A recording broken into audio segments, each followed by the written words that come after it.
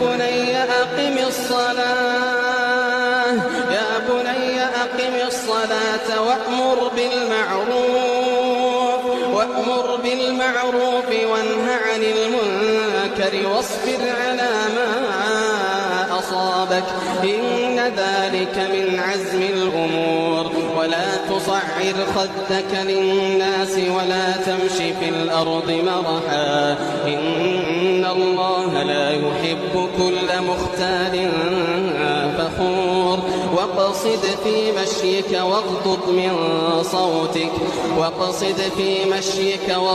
من صوتك إن أنكر الأصوات لصوت الحمير.